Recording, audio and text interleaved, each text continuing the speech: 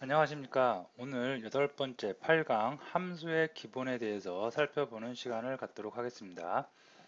자, 지금까지 우리가 자바스크립트를 쭉 학습함에 있어서 처음에 개발 환경 설정이라든가 프로그램 다운로드 받고 설치하는 거, 다음에 입출력, 기본 문법, 다음에 변수 같은 거, 연산자, 배열 등등을 살펴봤고요.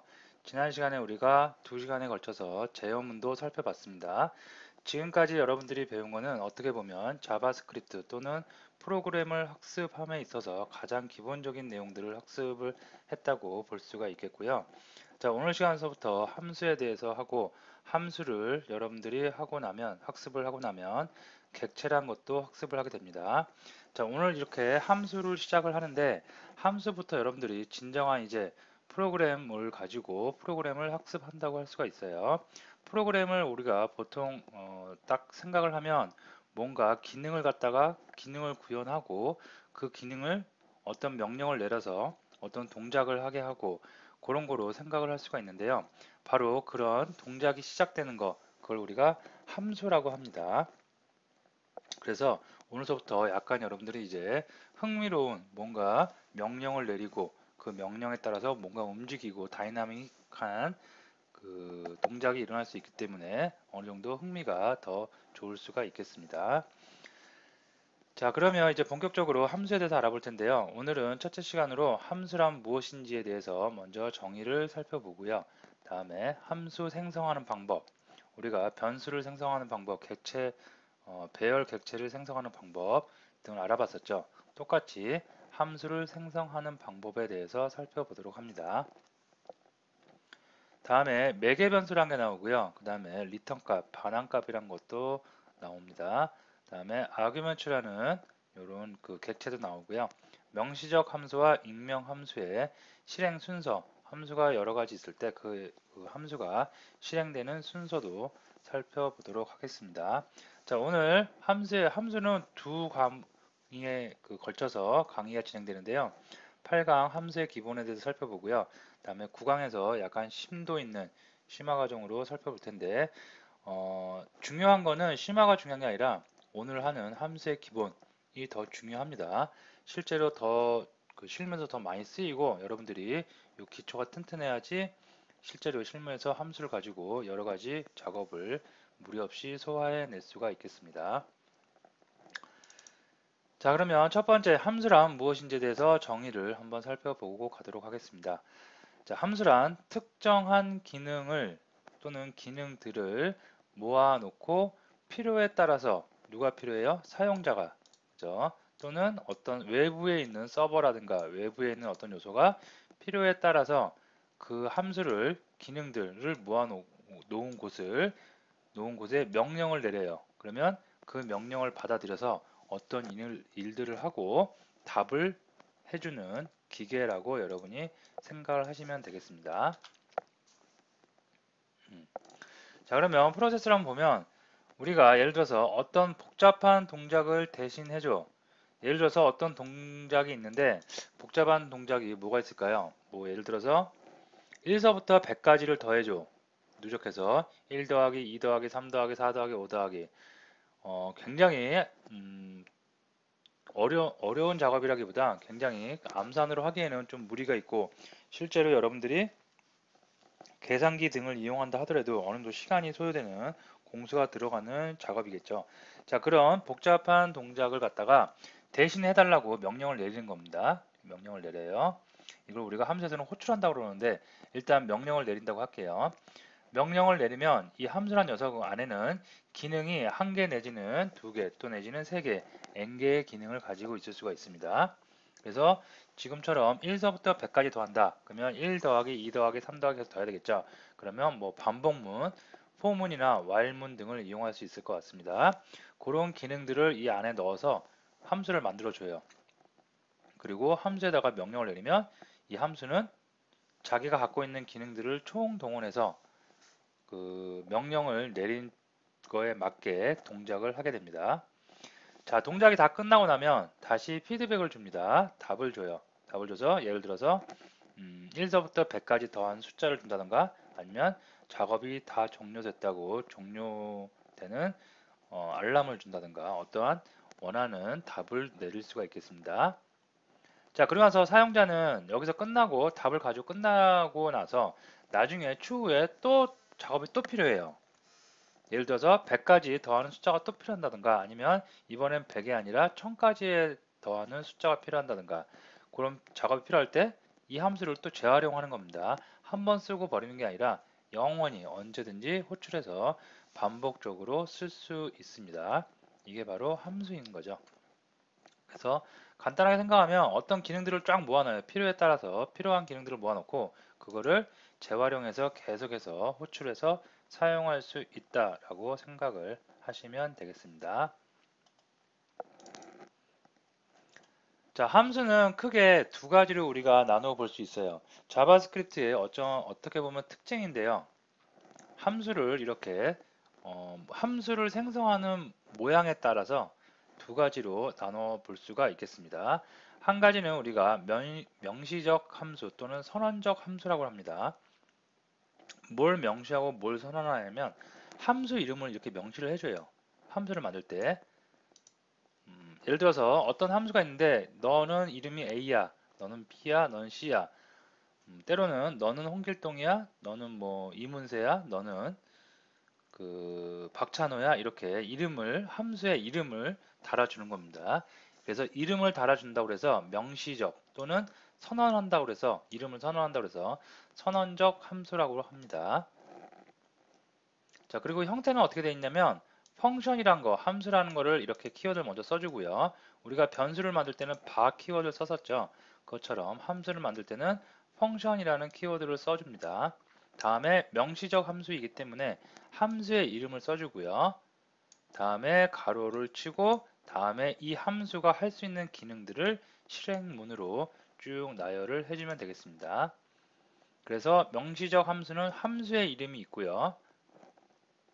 호출할 때는 이 함수 기능, 이 기능을 갖다 일을 시킬 때는 어떻게 하냐면 함수 이름을 써주고 그 다음에 가로를 이렇게 쳐주면 이 함수, 만들어져 있는 함수한테 명령을 전달하는 것이라고 생각하시면 되겠습니다. 그래서 여기가 함수 정의 선언부라고 생각하시면 되고요. 그 다음에 이쪽이 어떻게 실제로 함수를 사용하는 호출부라고 생각하시면 되겠습니다. 함수 선언은 이런 펑션 함수 이름으로 하고요. 호출할 때는 함수 이름과 가로를 이용해서 여러분이 할 수가 있겠습니다. 자, 그 다음에 이렇게 명시적 함수 이름을 달아서 이렇게 명시적 또는 선언적으로 함수를 만들 수도 있지만 익명 함수 있어요. 익명이 뭐예요? 사람 이름이 없는 거죠. 저기 사람 이름에 이름이 없는 것을 우리가 익명이라고 그러죠. 그래서 함수에 이름이 없는 거예요. 함수를 만들긴 만드는데 함수에 이름이 없어요. 자, 보시면 자, 어디서 뭔가 봤었죠. 우리가 변수를 만들 때 사용하는 키워드였습니다. 그래서 변수 이름을 정의를 해요. 여기까지만 보면 뭐예요? 우리가 앞에서 배웠던 변수를 만드는 방법이죠. 자, 여기다가 할당 연산자를 써주고 여기다가 우리가 자료용을 써줬어요. 자료용에는 여러분들이 잘 생각해 보시면 자료용이 뭐가 있었어요? 숫자가 있을 수 있고요. 문자열이 있을 수 있고요. 다음에 불리언이 있을 수 있고요. 다음에 함수가 있을 수 있다고 그랬습니다. 다음에 객체가 있을 수 있고 다음에 undefined가 있을 수 있다고 그랬죠. 그죠? 이렇게 있을 수 있다고 그랬죠. 자, 그래서 이 앞에 우리가 숫자, 문자열, 불리언을 알아봤는데 오늘 배운 게 이제 함수예요. 그래서 이렇게 변수를 만들어 놓고 이 변수에 할당할 수 있는 함수를 만들어서 할당을 하는 겁니다. 자, 이렇게 함수를 만들어서 할당할 때 함수니까 당연히 이렇게 펑션이란 키워드가 붙어 있습니다. 그리고 얘는 익명이기 때문에 어떻게 여기에 함수 이름이 있어요, 없어요? 네, 없는 거죠. 함수 이름이 없습니다. 그래서 이렇게 변수명을 만들어 놓고 이 변수명에다가 이름이 없는 함수를 넣는다, 할당한다. 그래서 우리가 이걸 갖다가 익명 함수, 영어로는 어노니머스 함수라고 우리가 칭하고 있습니다. 자, 함수 이름이 없다. 이름이 없기 때문에 이름이 없으면 나중에 얘를 호출할 수가 없겠죠. 그죠? 호출할 때 얘는 명시적 함수에서는 이름이 있기 때문에 이름을 이용해서 이렇게 호출을 합니다. 우리 사람은 다 이름이 있죠. 영희, 명희, 철수, 다 명수, 철수 다 있죠. 그것처럼 이름이 있기 때문에 부르고 싶을 때 사람, 해당하는 사람의 이름을 호출을 하면 되는데 이거 같은 경우에는 함수에 이름이 없어요. 그렇기 때문에 변수에 담은 거고요. 변수에 담아서 호출할 때 변수 이름을 가지고 우리가 호출을 할 수가 있습니다. 예. 자, 정리를 해두세요. 명시적 함수, 함수에는 생성하는 방법에 따라서 명시적 함수와 익명 함수가 있다. 명시적 함수는 펑션이라는 키워드를 써주고 다음에 함수의 이름을 써줌으로써 명시적으로 함수를 생성한다. 반면에 익명 함수는 펑션이라는 키워드를 써주는 건 똑같은데 그 함수의 이름이 없다. 그렇기 때문에 호출을 나중에 호출부에서 호출을 할 수 없기 때문에 얘를 변수에 담아서 만들고 생성을 하고 이렇게 만들어진 익명 함수는 나중에 호출할 때 변수 이름을 이용해서 호출한다 라고 정리를 하시면 되겠습니다. 자, 예제를 한번 보고 갈까요? 자, 보시면 여기 이제 함수 생성에 대해서 명시적 함수가 있고 그 다음에 익명 함수가 있습니다. 이렇게. 자, 명시적 함수는 펑션 키워드 쓰고 그 함수의 이름을 적어준다고 그랬어요. 자, 익명 함수는 어떻게 해요? 변수 를 하나 만들어 놓고 그 변수에다가 이름이 없는 함수를 만들어서 이렇게 대입, 할당을 해주면 된다고 그랬습니다. 자, 그리고 호출을 할 때는 어떻게 해요? 명시적 함수는 함수의 이름을 이용해서 호출을 하고요. 익명 함수는 이름이 없기 때문에 변수의 이름을 이용해서 함수를 호출할 수가 있겠습니다. 자, 실제로 콘솔로 이렇게 출력을 해보면 이 함수들이 갖고 있는 게 코드가 출력이 될 수가 있어요. 이거 한번 실행을 시켜보고 갈까요? 자, 보시면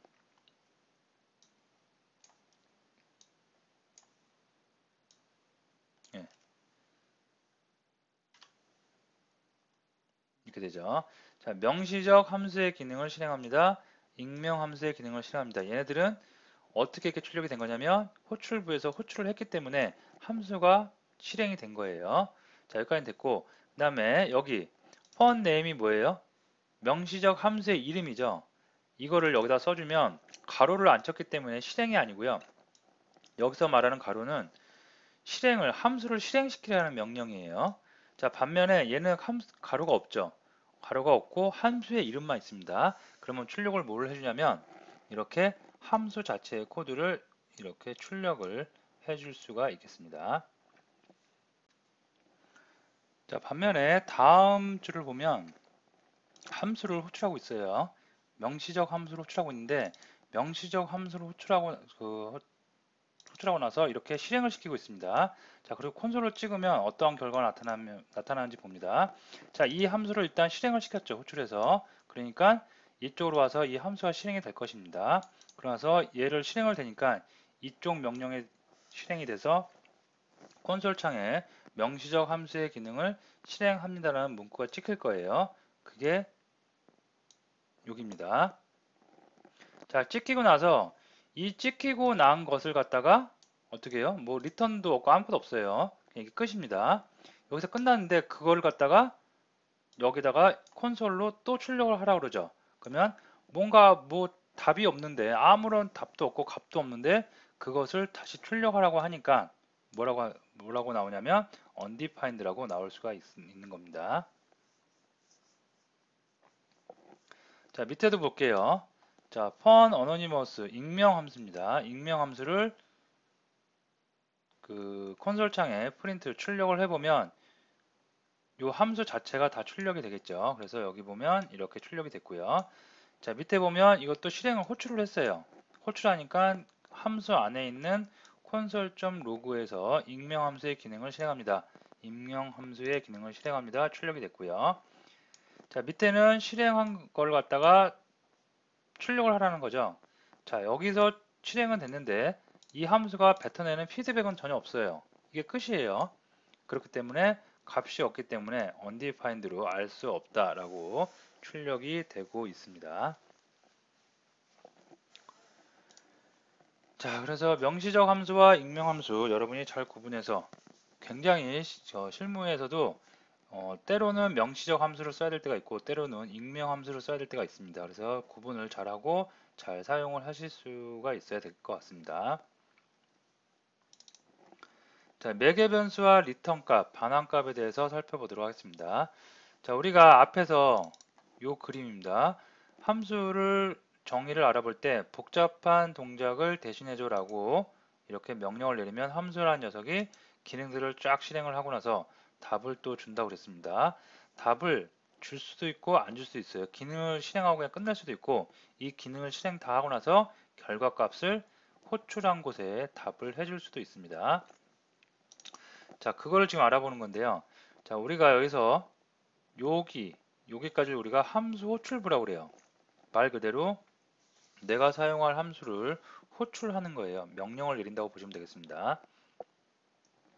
자, 근데 이때 명령을 내릴 때 그냥 어떤 복잡한 그 동작을 해줘 라고 명령을 내리는 게 아니라 명령을 내림과 함께 동작에 필요한 데이터를 같이 전달해 주는 겁니다. 이때 필요한 데이터를 우리가 뭐라고 하냐면 매개 변수라고 합니다. 마치 우리가 집에서 엄마가 아들한테 철수야 가게 가서 콩나물 사와 할 때 그냥 콩나물 사와 그렇게 명령을 내리지 않죠. 어떻게 해요? 손에다가 돈을 쥐어줘야 되겠죠. 돈을 줘야지 가게에 가서 철수가 콩나물을 살 수가 있는 겁니다. 그때 그 돈이 바로 어떤 매개 변수, 양쪽을 이어준다고 해서 매개 변수로 매개 변수가 있을 수가 있습니다. 자, 함수 호출부에서 함수를 호출할 때는 이렇게 매개 변수를 줄 수도 있고 때로는 주지 않을 수도 있어요. 아까처럼 콩나물을 사오라고 엄마가 명령을 내릴 때는 돈을 줘야 되지만 예를 들어서 어떤 동작을 시키는데 예를 들어서 청소해 할 때는 뭐 돈도 줄 필요 없고 그냥 명령만 하면 돼요. 철수야 방 청소 좀 해라. 그럼 명령을 내리면 그냥 철수는 아무것도 받지 않고 그냥 청소만 하면 되는 겁니다. 똑같이 함수를 호출할 때 매개 변수는 있을 수도 있고 없을 수도 있습니다. 자, 이게 함수 호출부와 매개 변수고요. 다음에 이제 명령이 함수에 전달이 됐어요. 그럴 때 얘는 함수는 기능 1, 기능 2에서 모든 동작을 다 실행을 하겠죠.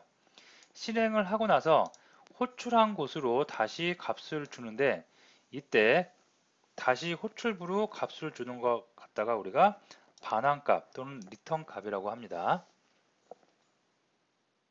그래서 함수 실행 결과 값을 호출부에 전달하는 거 이걸 우리가 반환값 또는 리턴 값이라고 하는데 매개 변수도 있을 수도 있고 없을 수도 있다고 그랬죠. 반환값도 마찬가지입니다. 반환값도 있을 수도 있고 없을 수도 있습니다. 예를 들어서 아까 예를 들었던 엄마가 그 철수한테 콩나물 사와 하고 매개 변수로 돈을 줬어요. 그러면은 철수는 가게 가서 콩나물을 사갖고 와서 콩나물을 다시 엄마한테 전달하겠죠. 그럴 때 콩나물이 반환값이 된 거고요. 방 청소해. 그래서 매개 변수 없이 그냥 방 청소해 명령을 내려서 철수가 방 청소를 했어요.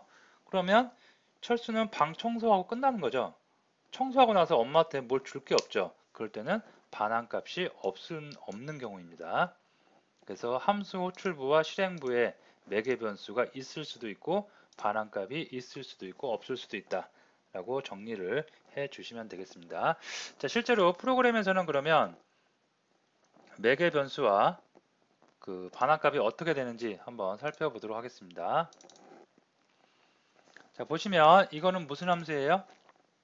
이름이 있네요. 함수에 이름이 있는 거죠. 그래서 이거는 명시적 함수 또는 선언적 함수라고 했습니다.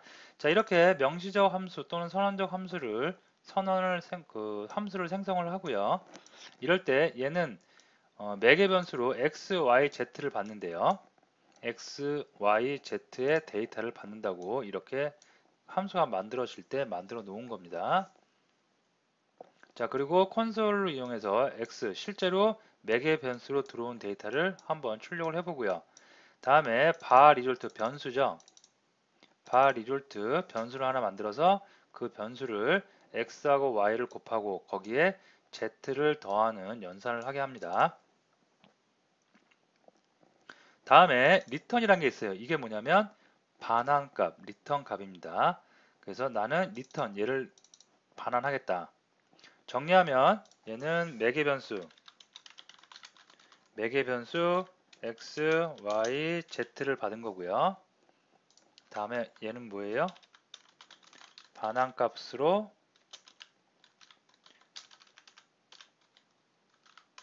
result 값을 반환, return 해 줄 수가 있는 함수입니다. 자, 여기서 참고적으로 한 가지 더 말씀드리면 우리가 여기서 이렇게 변수를 선언했죠.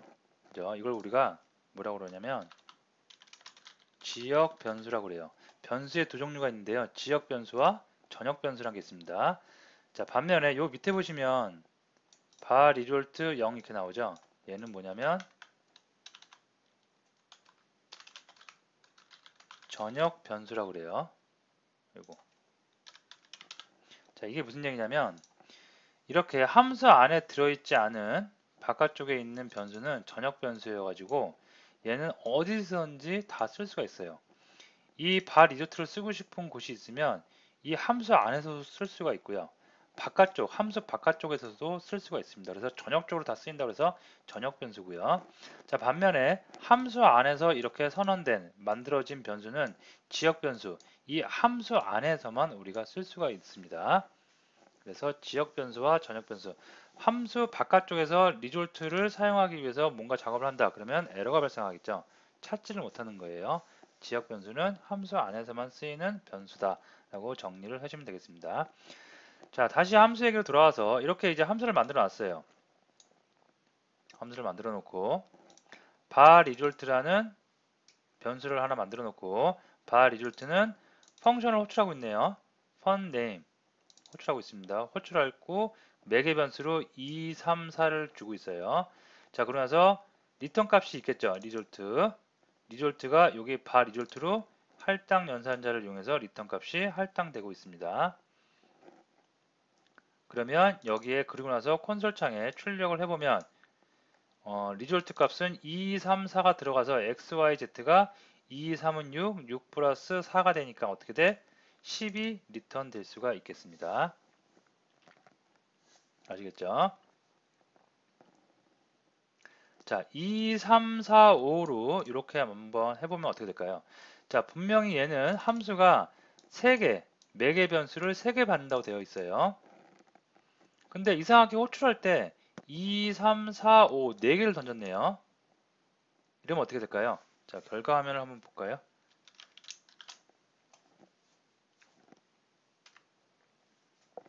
자, 보시면 매개 변수를 3개 던졌을 때 여기가 10입니다. 자, 매개 변수를 4개 던졌어요. 4개 던졌다 하더라도 얘는 소화해낼 수 있는 매개 변수가 3개밖에 안 되죠. 그러면 나머지 변수는 그냥 잊어버리게 되는 겁니다. 그래서 결과는 똑같이 이렇게 2, 3, 4 연산한 결과 10이 나올 수가 있겠습니다. 자, 그러면 반대로 매개 변수 3개가 필요한데 2개만 넣었어요. 이렇게. 그럼 어떻게 될까요? 2개가 들어가니까 x값, y값은 들어간 거겠죠.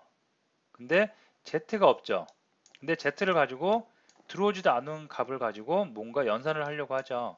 그러다 보니까 z는 undefined, 결과는 nan이 나오는데 nan이 뭐냐면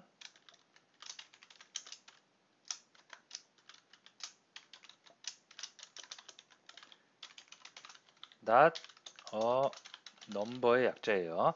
즉 어떤 매개 변수가 안 들어왔기 때문에 숫자도 아니고 문자도 아니고 알 수가 없는 거죠. 그래서 그거를 가지고 다시 또 연산을 하려고 하다 보니까 여기 결과가 숫자가 아닌 넘버다. 넘버가 아닌 뭔가가 들어왔다라고 nan을 출력하고 있습니다. 자, 그래서 함수의 정의 그리고 함수를 만들 때 생성하는 방법 2가지, 명시적과 익명함수가 있고 만들 때 매개 변수로 값을 전달할 수 있고 리턴 값을 받을 수도 있고 안 받을 수도 있다 라고 정리를 해 주시면 되겠습니다. 자, 그 다음에 또 계속해서 알아볼게요. 자, arguments라는 게 나오는데요. 자, 아규먼트는 객체입니다. 우리가 객체에 대해서 아직 안 배웠는데 일단 객체라고 알아두시고요. 객체인데 이게 뭘 하는 녀석이냐면 자, 매개 변수를 데이터로 하는 배열 객체. 말이 어렵죠. 여기서 요 말을 좀 빼면 아직 안 배운 거기 때문에 조금 여러분들한테 이제 와닿을 수 있을 거예요. 매개 변수를 데이터로 하는 배열.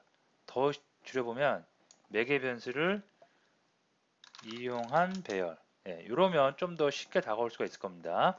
자, 이게 무슨 얘기냐면 여기 명시적 함수가 있어요. 펑션에 함수 이름을 정했으니까. 그리고 매개 변수 1, 2 해갖고 내가 원하는 만큼 또는 필요 없을 때는 아예 매개 변수를 필요 없이 안 넣기도 하죠. 이렇게 해서 함수를 생성시켰는데 이렇게 함수를 생성시키고 나서 아규먼트, 함수 안에는 기본적으로 아규먼트라는 객체가 존재를 해요. 그래서 아규먼트, 객체가 생성되는데 이 객체는 뭘 담고 있냐면 내가 넣은 데이터, 매개 변수로 전달한 데이터들 있죠. 그 데이터들을 배열로 관리를 하고 있는 객체입니다. 그래서 아규먼트는 뭐가 들어있다?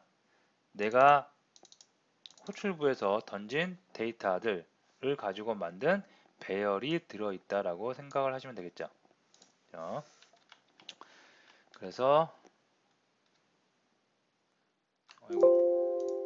네, 여기 다시 와서 그래서 코드를 잠깐 볼까요? 여기 보시면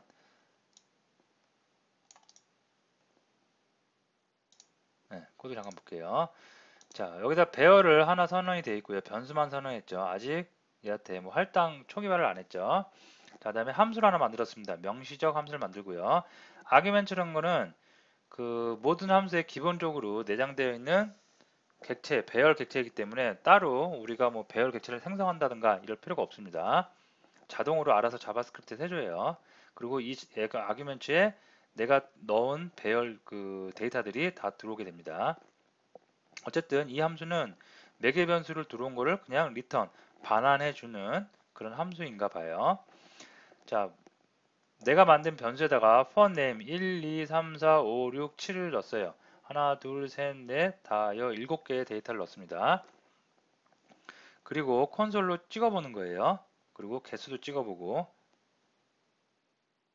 자, 여기에 보시면 매개 변수가 여기는 하나도 안 바뀌었다고 그랬는데 1, 2, 3, 4, 5, 6, 7이나 7개나 데이터를 던지고 있죠. 이럴 땐 어떻게 되느냐? 자바스크립트는 몇 번 말씀드렸듯이 굉장히 유연한 언어입니다. 하기 때문에 여기서 매개 변수를 모자르면 문제가 되겠지만 모자르더라도 큰 연산을 안 하면 문제가 안 되는 경우도 있고요. 이렇게 넘친다 그러면 알아서 매개 변수를 더 많이 잘 늘려서 더 많이 받아줍니다. 자동으로. 그래서 7개의 데이터를 넣으면 하나도 명시를 안 했지만 자동으로 7개가 다 들어가서 소화가 됩니다. 그래서 바 어레이를 찍으면 출력을 하면 배열이니까 이 리턴이 배열이 되고 있죠. 배열이 이렇게 쭉 나올 거고 랭스는 몇? 하나, 둘, 셋, 넷, 다, 여, 7, 7이 반환될 수가 있습니다. 결과를 보면 네, 이렇게 되는 거예요. 오브젝트 아규멘트 배열 객체가 만들어졌고 그 다음에 랭스는 7이다. 자, 코드를 한번 보면서 다시 한번 살펴보도록 합니다.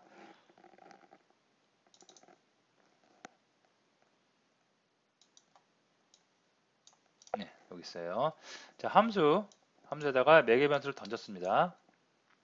그리고 리턴된 값을 바 어레이에다가 담았고요. 할당 연산자 담았고 그걸 출력해 보니까 결과가 어떻게 되냐면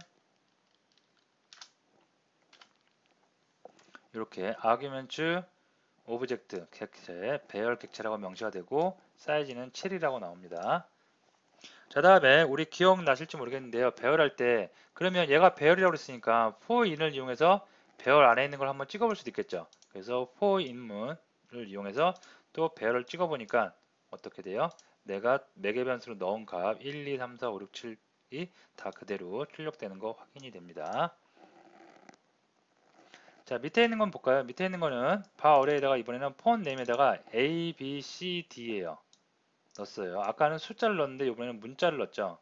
그 다음에 그것을 갖다가 또 찍어보는 거예요. 그때 이번에는 랭스가 4개가 되겠죠. 그래서 4가 출력이 되고요. 마찬가지로 for인을 이용해서 쭉 한번 출력을 해보니까 인덱스 0, 인덱스 1, 2, 3에 각각 A, B, C가 다 들어있는 거 확인이 됩니다. 자, 정리를 하면 아규멘트는 뭐예요?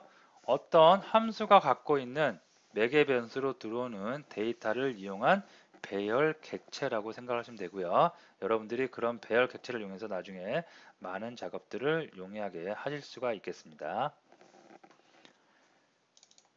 자, 이번 시간의 마지막 명시적 함수와 익명 함수의 실행 순서인데요.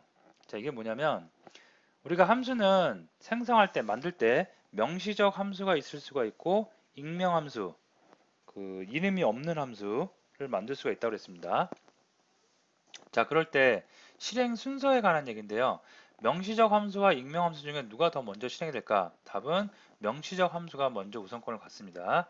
자, 근데 이게 조금 프로그램을 처음 하시는 분들은 약간 여기서 이제 그 헷갈려 하실 수가 있는데요. 차근히 한번 살펴보기로 합니다. 자, 보시면 HTML 문서는 위에서부터 아래까지 라인 바이 라인으로 이렇게 한 줄씩 계속 실행이 돼서 읽어 나오면서 실행이 됩니다. 자, 그러면 스크립트에 들어왔어요. 그리고 실행하다가 주석이니까 넘어오겠죠. 넘어와서 fun1이라는 함수를 어떻게 해요? 호출하고 있죠. 자, fun1을 찾아가 봤더니 여기에요. 얘는 명시적 함수죠. 이건 정상적으로 실행이 됩니다. 자, 근데 fun2가 있죠. fun2는 가보니까 명시적 함수예요. 익명 함수예요. 그럼 얘는 정상적으로 실행이 안 돼요. 자, 이유는 왜 그러냐면 우리가 한 줄씩 이렇게 인터프리터가 계속해서 코드를 읽어나면서 실행하는 게 기본인데 문서 안에 이렇게 명시적 함수가 다 있어요. 그러면 명시적 함수는 이렇게 코드를 다 위에서부터 실행하기 전에 아예 처음에 명시적 함수는 먼저 인터프리터가 다 해석을 합니다. 그리고 나서 나머지 익명 함수라든가 변수 선언한 거라든가 그런 거를 하나씩 하나씩 위에서 순차적으로 내려오는 거예요. 결과적으로 이 문서를 인터프리터가 처음에 해석을 하면 가장 먼저 누구를 해석하겠어요? fun1이라는 명시적 함수이기 때문에 얘를 가장 우선적으로 해석을 먼저 합니다. 그죠? 그리고 얘를 실행했어요. 그 다음에 또 찾아보니까 명시적 함수가 없죠. 그럼 위에서부터 이제 내려오는 거예요. 그래서 이 위로 갔습니다. 위로 갔더니 fun1을 호출하네요. 자, fun1은 해석을 했으니까 이 기능 살아있겠죠. 그래서 얘를 실행이 정상적으로 되는 겁니다. 자, 여기까지는 문제가 없는데 요거 했으니까 다음 줄로 가야 되겠죠. 그래서 다음 줄로 갔더니 fun2를 호출하고 있어요. 근데 fun2는 익명 함수니까 아직 읽혀지지 않았죠. 아직 메모리상에 올라가지 않은 겁니다. 그럼 어떻게 되겠어요? fun2를 못 찾고 있는 거죠. 못 찾겠죠. 그렇다 보니까 여기서 오류가 발생할 수가 있습니다. 자, 오류가 어떻게든 발생했던 간에 그거 좀 내려옵니다. 또 이러다가 아까 얘는 가장 먼저 해석했으니까 넘어가고요. 얘를 이제 fun2를 만들겠죠. fun2를 함수를 생성을 했습니다. 그 다음에 여기서 다시 이제 fun2를 또 하면 얘는 이제 정상 실행이 될 수가 있겠죠. 똑같이 fun2를 호출을 하는데 함수가 생성되기 전에 호출했기 때문에 오류가 발생하는 거고요. 그 다음에 얘는 함수가 생성된 이후에 호출하기 때문에 정상 실행이 되는 거예요. 자, 이것도 한번 마찬가지로 이렇게 보면 볼 수가 있습니다. 자, fun1이 먼저 실행됐어요. 얘 정상 실행됐죠. 이렇게 볼까요? 네. fun1이 정상 실행이 됐습니다. 정상 실행이 된 이유는 이 문서가 읽혀질 때 명시적 함수가 가장 먼저 해석이 돼서 메모리에 올라와 있기 때문에 그렇습니다. 자, 다음에 fun2가 있네요. fun2는 익명 함수죠. 그렇기 때문에 아직 해석이 안 됐죠. 그러니까 오류가 발생을 하게 되고요. 만약에 얘를 갖다 여기서 오류가 발생했기 때문에 나머지 실행이 다 안 되는 거예요. 만약에 이걸 제가 주석 처리해 볼게요. 그러면 정상 실행됐고 오류가 발생하지 않겠죠. 주석 처리했으니까. 그리고 펀트도 이제 생성이 됐겠죠. 그 다음에 펀트를 호출해요. 그러면 모두 다 정상 실행이 이렇게 될 수가 있겠죠. 그죠? 자, 조금 헷갈릴 수 있는 내용이긴 처음 프로그램을 접하시는 분들은 조금 헷갈릴 수 있는 내용이지만 이거는 요런 소프트웨어 구조가 그렇게 되어 있기 때문에 그냥 암기하고 가셔야 되는 부분일 거라고 생각을 합니다. 그래서 스크립트는 이렇게 위에서부터 아래까지 쭉 내려오면서 우리가 실행이 되는데, 단 명시적 함수가 있을 때는 명시적 함수가 저 뒤에 있건 앞에 있건 상관없이 명시적 함수가 먼저 생성이 되고, 그 다음에 나머지들이 위에서 아래로 순차적으로 다 실행하면서 내려온다는 거, 그거를 알아두시면 되겠습니다. 자, 그래서 오늘 함수의 기본 내용을 좀 빠르게 좀 알아봤는데, 굉장히 중요한 내용들만 뽑아서 알아본 겁니다. 그래서 아까 처음에 서두에 말씀드렸듯이 오늘 했던 기본 내용을 정말 잘 알아두셔야 되고, 이 기본 내용이 실무에서도 거의 다 쓰이고요. 이 기본 내용을 잘 알아두셔야지 다음에 다른 내용들, 객체에 가서도 함수를 이용합니다. 그런 내용도 여러분이 무리 없이 소화해낼 수가 있습니다. 짧게 정리를 하면 함수란 특정한 기능을 모아놓고 필요에 따라서 명령하면 답하는 기계. 그래서 복잡한 기능을 이렇게 모아놓고 언제든지 이 기능이 필요할 때 호출만 하면 동작을 하는 그런 녀석을 우리가 함수라고 한다고 그랬습니다. 자, 그리고 함수의 생성 방법은 함수 이름을 명시를 해주는 명시적 함수 또는 선언적 함수가 있고요. 다음에 익명 함수가 있죠. 익명 함수, 함수의 이름이 없이 펑션이라는 키워드만 가지고 만드는 함수가 있습니다. 이름이 없기 때문에 나중에 재활용하기 위해서, 호출하기 위해서 어떻게 변수를 하나 만들어주고 변수에 할당을 해준다고 했습니다. 그래서 함수는 생성하는 방법에 따라서 명시적 함수와 익명 함수가 있다는 거 알아두시고요. 자, 다음에 매개 변수와 리턴값, 함수 호출부, 함수를 부르는 호출부가 있고 실행부가 있죠.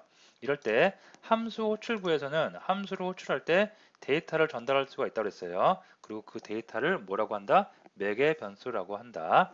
다음에 함수에서 이제 막 실행을 해요. 실행을 하고 나서 함수 호출부로 답을 피드백을 줄 수도 있고 주지 않아도 되는 경우가 있다고 그랬습니다. 그래서 피드백을 줘야 되는 경우, 그때 우리가 그 값을 반환값이라고 하고, 답을 줄 필요가 없어요. 그러면 반환값이 없을 수도 있겠습니다. 자, 그리고 이런 거를 나타낼 때 키워드로 어떤 걸 이용했냐면 매개 변수, 매개 변수는 이렇게 함수를 생성할 때 이렇게 명시를 하고요. 반환값은 return이라는 키워드를 이용해서 함수가 반환값이 필요할 때 값을 반환해 줄 수가 있다고 했습니다. 자, 그리고 추가적으로 한 가지 더 말씀드렸죠. 지역 변수라는 게 있고 전역 변수. 지역 변수는 함수 내에서만 쓸 수 있고, 전역 변수는 어디서나 함수 내부에서 쓸 수도 있고 바깥쪽에 쓸 수도 있고 어디서나 쓸 수 있는 변수라고 했습니다. 자, 다음에 아규먼트라는 게 있었죠. 매개 변수를 데이터라는 배열 객체. 우리가 어떤 함수를 생성해 놓고 그 함수를 호출부에서 매개 변수를 던져요. 그러면 이 매개 변수들을 데이터 하나하나 데이터를 만들어서 관리하는 배열 객체가 있다고 그랬습니다. 그리고 그 녀석의 이름이 아규먼트라는 객체라고 그랬습니다. 자, 이게 객체이기 때문에 이 객체를 반환, 리턴이라는 걸 이용해서 반환을 해보면 이렇게 배열 객체를 우리가 이용을 할 수도 있어요. 외부에서. 랭스라는 배열 객체이기 때문에 랭스라는 속성도 갖고 있을 수가 있고요. 그리고 for 입문 등을 이용해서 그 객체 안에 있는 값을 출력을 해보면 뭐겠어요? 이게 바로 매개 변수 데이터, 요거와 동일한 데이터가 출력이 될 수가 있겠습니다. 자, 명시적 함수와 익명 함수의 실행 순서가 나오는데 명시적 함수가 가장 으뜸이죠. 그래서 문서 중에서 쭉 내려오면서 해석을 하는데, 이때 명시적 함수가 문서에 있다. 그러면 명시적 함수를 가장 먼저 실행을 하고 그 다음에 순차적으로 한 줄씩 내려오면서 실행을 한다고 했습니다. 그래서 명시적 함수가 가장 먼저 생성된다는 거, 그거를 알아두시면 되겠습니다. 자, 오늘은 함수에 대해서 알아봤고요. 굉장히 중요한 부분을 알아봤으니까 여러분들이 꼭 직접 코딩을 한번 해보시고 하나하나 의미를 여러분들이 나름대로 정리를 해 주시면 될 것 같습니다. 자, 오늘 수업 여기서 마치도록 하겠습니다.